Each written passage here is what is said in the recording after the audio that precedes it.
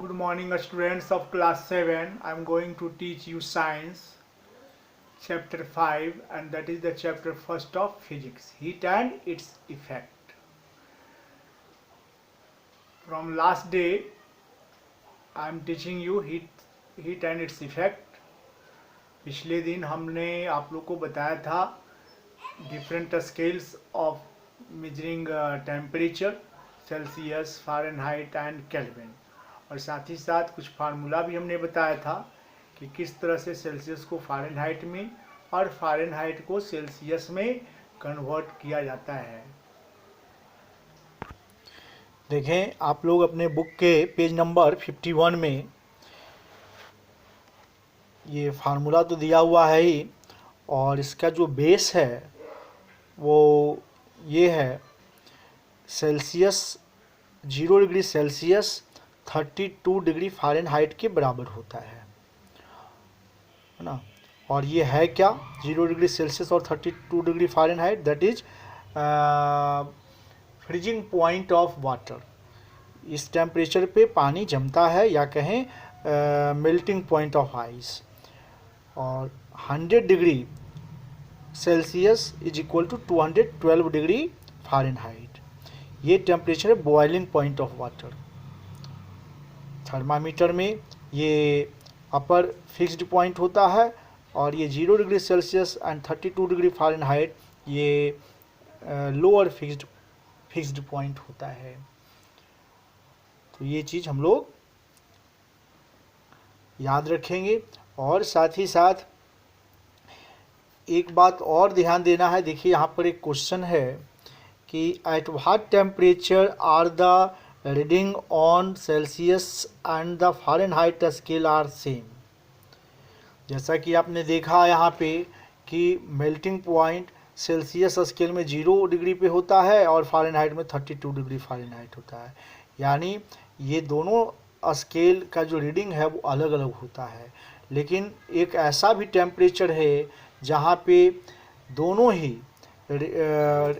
Celsius scale और Fahrenheit scale दोनों का रीडिंग बराबर होता है, तो वो कौन सा रीडिंग है। तो देखिए इसी पेज में सेकंड कॉलम में सबसे ऊपर में इसको सॉल्व किया है और ये सॉल्यूशन लाया है कि -40 degree Celsius and -40 degree Fahrenheit ये दोनों बराबर होता है, यानी -40 डिग्री पे सेल्सियस स्केल हो या फ़ारेनहाइट स्केल हो, ये दोनों सेम होता है, बराबर रीडिंग देता है। तो ये बहुत ही इम्पॉर्टेंट है, एग्जामिनेशन पॉइंट ऑफ व्यू से भी ये बहुत इम्पॉर्टेंट है। इसको आप याद रखिएगा कि कौन से रीडिंग पे सेल्सियस और फ़ारेनहाइट दोनों इक्वल होता है, तो दैट इज -40 डिग्री। तो ये सब हो गया। अब देखिए thermometer, second point thermometer. Thermometer क्या है? तो टेम्परेचर मेजर करने का जो डिवाइस होता है उसको हम थर्मामीटर कहते हैं। Thermometer is the measuring is a device measuring temperature.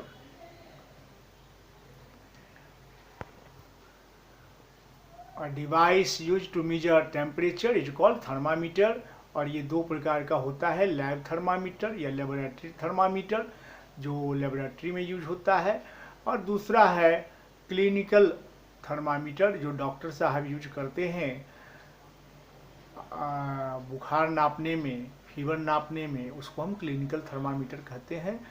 या लैब में लैब थर्मामीटर या वेदर वगैरह का जो टेम्परेचर मापने का काम होता है उसको भी लैब थर्मामीटर कहते हैं। ये थोड़ा साइज में बड़ा होता है, जबकि क्लिनिकल थर्मामीटर साइज में थोड़ा छोटा होता है। आप लोग अपने बुक के पेज नंबर 51 में देखें मेजरिंग टेम्परेचर, इसका लास्ट पैराग्राफ में लिखा the instrument use to measure temperature is called thermometer. The principle use in thermometer is the same as that of the apparatus used to observe expansion in liquid। यानी thermometer जो है expansion principal पर ही depend करता है। Anything expand on heating, इसी principal पे thermometer work करता है। और ये दो प्रकार का होता है, lab thermometer, laboratory thermometer, and second the clinical thermometer. Page number 52 में देखें क्लिनिकल थर्मामीटर। थर्मामीटर से जब हम लोग टेम्परेचर मेजर करते हैं और उसका रीडिंग लेते हैं, उस समय कुछ प्रिकॉशंस की ज़रूरत होती है। कौन कौन सी सावधानियां बरतनी पड़ती है थर्मामीटर यूज करने के वक्त, आप लोग अपने बुक के पेज नंबर 52 में देखें। देखें, while measuring temperature with a laboratory thermometer, the following precaution should be observed. The thermometer should be washed before and after use. Thermometer को यूज करने के पहले और यूज करने के बाद धोना चाहिए। क्लिनिकल थर्मामीटर में भी यही बात है। A thermometer is delicate and should be handle with care to avoid breakage. चूँकि ये ग्लास का बना होता है, इस कारण से इसका यूज जो है बड़ी सावधानी से होना चाहिए। It should not be held by the bulb while reading the temperature.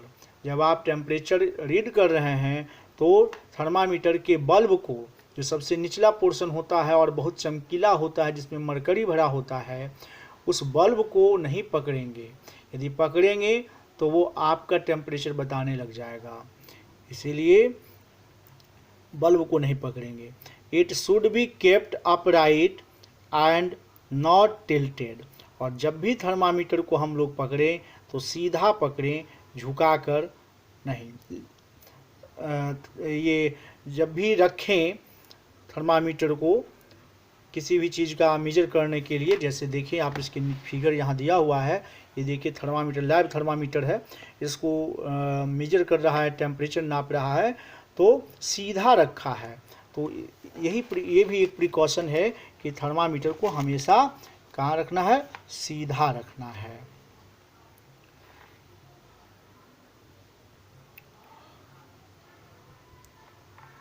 Next, the bulb should be completely surrounded by the substance whose temperature is being measured. Bulb जो है यानी निचला पोर्शन, जो चमकीला पोर्शन है बल्ब, वो bulb जो है बिल्कुल कवर्ड होना चाहिए उस सबस्टांस से जिसका टेम्परेचर हम लोग माप रहे हैं। While reading the thermometer, the level of mercury should be at the same level as the eye. और मरकरी में, थर्मामीटर में मरकरी का जो लेवल हो, जब हम रीडिंग कर रहे हैं उस समय मरकरी का जो लेवल हो उसके ठीक सामने आँख होनी चाहिए।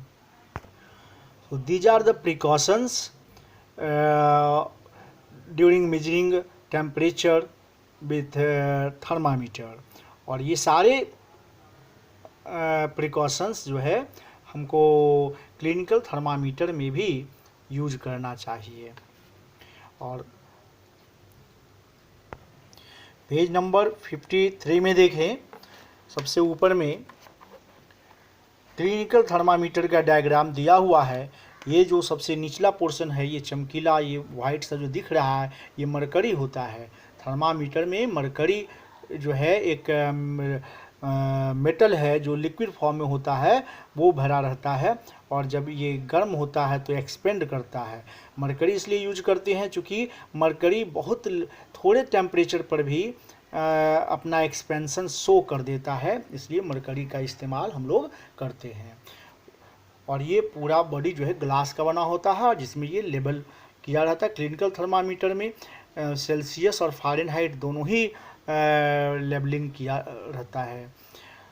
यहाँ पर देखें, ये जो बीच में एकदम पतला हेयर लाइक खाली जगह होता है, ट्यूबुलर स्ट्रक्चर होता है, जिसको कि कैपिलरी कहते हैं।